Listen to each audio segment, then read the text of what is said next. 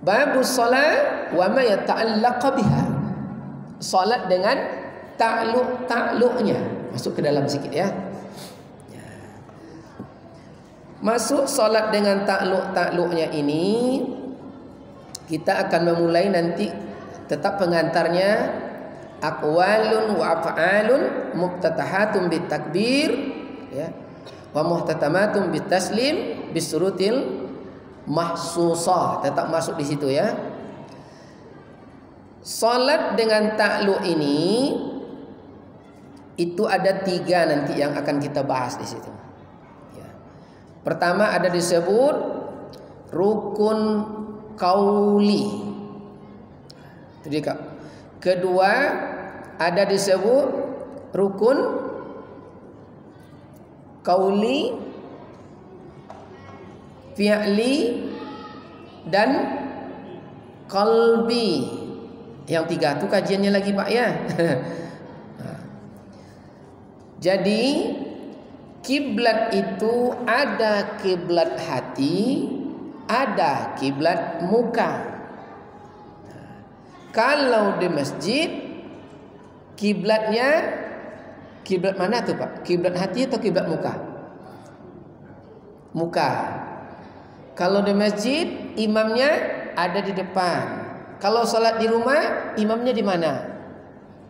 Alah, mulai poniang. Ini dan sansur ke dalam lagi Pak ya. Nah, di sinilah nanti kita paham makna wajah bukan rupa. Ini wajah tu, itu wajah, bukan rupa. Muka, apakah muka rupa atau wajah? Mulai masuk kita, ya. Nah, untuk kiblat muka itu Baitullah di dalam salat. Untuk kiblat sesungguhnya adalah kiblat hati. Pertama kita masuk ke tepel itu rukun qalbi. Mana rukun qalbi? Rukun qalbi takluk ke sifat ilmu Allah Ta'ala. Ini kiblat hati betul. Maka kalau salat pakai takluk, maka dia tidak akan pernah tersesat. Mana yang kiblat rukun qalbi itu ada 2. Pertama, niat. Maka niat itu adalah kajian ma'rifat, kajian batin. Niat itu ya, qasdu qalbi ya, menyengaja di dalam hati yang diikuti dengan perbuatan. Jadi kalau dia niat salat jemaah sampai di masjid, kalau dia niat haji ada nomor porsinya, kalau dia niat umroh mendaftar dia. Tapi kalau tidak dia niat tidak sampai, itu namanya bercita-cita. Beda nih. Tak niat itu nama cita-cita. Tawil amal beda. Jadi niat adalah rukun qalbi. Kedua tertib. Maka terniat di hati Allah udah tahu. Maka di level ini lepaslah kalimat kalam. Karena itu Pak. Jadi niat bukan kalam, niat bukan huruf, niat bukan suara, niat bukan lapas, qasdu qalbi. Karena niat itu adalah takluknya ke sikut qalbi. Apa terniat di hati Allah sudah tahu. Maka yang kedua, qalbi itu tertib. Maka setelah Al-Fatihah itu hati dah berkata, surat ni. Saat baca ayat ruku'. Saat rukuk ini bacaannya, saat bacaan itu i'tidal. Maka tidak akan pernah orang yang salat dengan takluk tersesat. Hanya ada kadang Pak ayat salah, kadang setelah rukuk langsung sujud. Kok bisa salah? Berarti salat tidak pakai takluk. Itu dia. Karena apa terniat di hati Allah sudah tahu. Dan yang kedua rukun qauli. Dalam rukun qauli ada 5. Takluk rukun qauli ke sifat sami Allah, berarti kata-kata. Setiap yang diucap akan didengar oleh Allah. Akan didengar oleh Allah. Mana yang 5? 1. Takbiratul ihram. Maka wajib dilafazkan qaulnya Allah. Karena itu akan didengar oleh Allah. Tak boleh main perasaannya. Itu takluknya. Kedua, Fatihah akan didengar oleh Allah bacaannya itu. Maka wajib terdengar menyimak oleh telinga sendiri. Nyado kadang kalau solat sendirian babi siap adalah mati Pak. Boleh. Cuma tiba kau dikaulkan, tiba gerak digerakkan. Yang kerja hati yang dua cuma niat, tertib. Itu tidak ada kaulnya, tidak ada geraknya. Tertib. Itu dia. Dan itu diketahui Allah. Ketiga, tahiyat akhir wajib dibaca karena akan didengar Allah. Lalu keempat, membaca solawat. Takluk ke sifat sami Allah, akan didengar Allah itu. Akan didengar. Makanya Allah saja berselawat kepada Nabi, apalagi kita. Mana lagi yang takluk ke sifat sami Allah, akan didengar Allah? Salam. Maka wajib ucap Assalamualaikum warahmatullahi. Kena akan didengar Allah. Dan jangan pula jawabnya Assalamualaikum, Waalaikumsalam. Tak boleh ya. Mana tahu kan? Ia cur. Tak boleh ya. Itu takluk rukun qauli ke sifat sami Allah. Setiap diucap akan didengar Allah. 5. Lalu rukun fi'li, takluk ke sifat basir Allah. Apa fi'li? Gerak-gerik. Jadi apapun gerak-gerik kita, takluk ke sifat basir Allah, akan dilihat Allah. Ya. Mana yang akan dilihat Allah? Ada 6. Pertama, berdiri. Maka dilarang di kajian fikih qalu kusala, berdiri dengan malas-malas dianggap tanda-tanda munafik. Karena itu akan ditengok Allah. Ada kadang dek 20 rakaat solat tarawih itu baca tiang lah Pak ya. Pasal anda. Jadi kalau kan ponek pakai je kursi, kan itu Pak. Uzur berarti uzur dia. Karena ditengok Allah. Berdiri wajib yang benar. Nyado kadang gatal kaki, naik kaki kiri je kanan ya. Padahal kan ditengok Allah. Karena takluk ke sifat basir Allah. Lalu rukuk, takluk ke sifat basir Allah. Maka rukuk ditengok Allah. Maka kemarin kan ada rukuk bersyaratnya Pak ya, sekene. Padahal dalam rukuk obat sakit pinggang. Kalau benar rukuknya berpinggang ya. Itu tengok Allah. Yang ketiga, takluk rukun fi'li itu adalah i'tidal. Itu takluk ke sifat basir Allah, akan ditengok Allah. Maka i'tidal itu kemarin betul dia telah lurus pinggangnya. Jangan masih bungkuk udah menyebut sami Allahu liman hamidah. Itu ditengok Allah. Kau munafik mah katanya. Jadi lurus baru sebut i'tidal. Salbu qa'im, salbu qa'im. Diulang lagi. Tengok. Lalu apa lagi? Gerak yang akan ditengok Allah, rukun fi'li, sujud. Maka kemarin aturan sujud dibuat oleh Rasulullah, tangan setentang bahu. Tak boleh sujud di atas salbu, yadun. Kan itu perkara Pak ya? Pakaian, ra'su, tak boleh. Akan ditengok Allah. Ya. Lalu yang kelima, duduk antara dua sujud akan dilihat Allah. Maka di situ ada larangan kemarin yang disebut duduk duduk di atas kedua tumit, baik bersila ataupun berdiri, dilarang.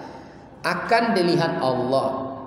Lalu rukun fi'li terakhir, yang akan dilihat Allah duduk tahiyat akhir. Jadi jelas duduk iftiras dengan duduk tawarruk. Yang tiga rukun qalbi, rukun qauli dan rukun fi'li ini, rukun qalbi takluk ke sifat ilmu Allah, rukun qauli takluk ke sifat sami Allah akan didengar, rukun fi'li takluk ke sifat basir Allah akan dilihat.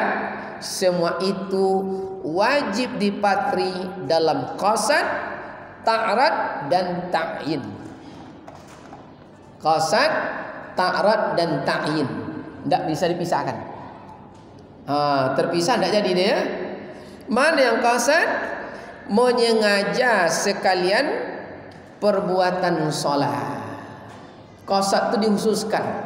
Makanya dalam kajian qasad, haram hukumnya solat pas saat jam iklan. Ibarat nonton TV Pak ya. Itu berarti tidak qasad Pak. Ridwan ingat Pak, untuk kebaikan salah seorang guru besar kita, Profesor Amir Lutfi.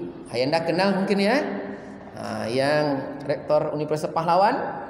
Itu beliau kalau sholat 10 menit sebelum sholat HP-nya tidak bisa dihubungi Pak.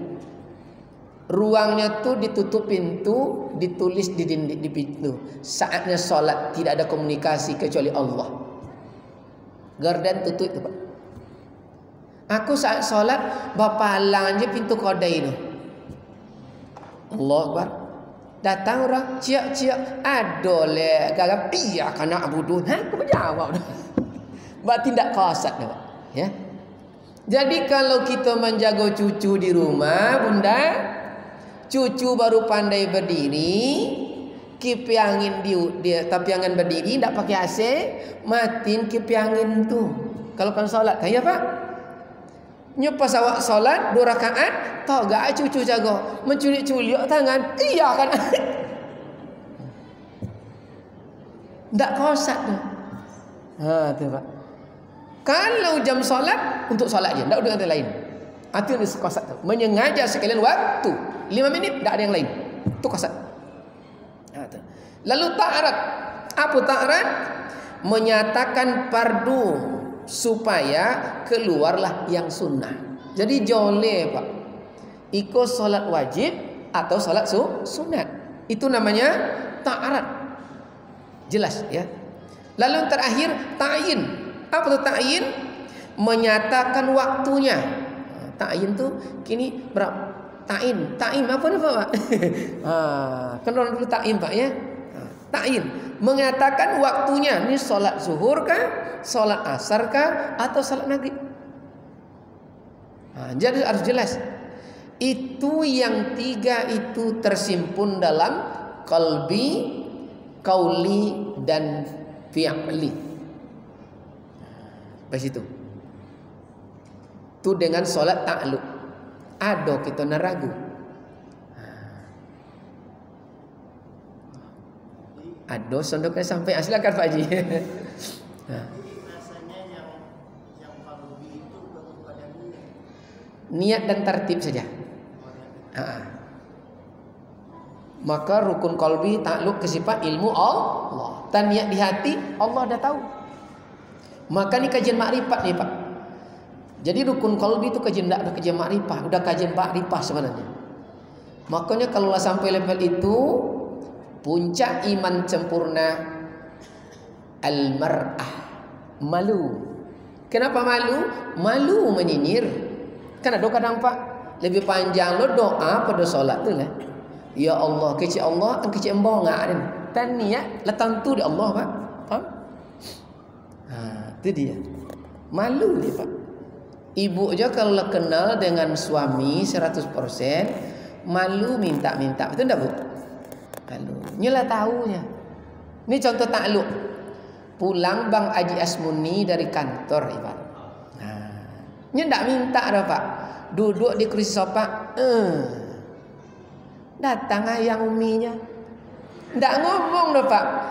Ambil dia yang umi, gole di dapur, baku longkang, jagulo, langsung masuk teh Pak. Bang Haji ndak ada minta dah.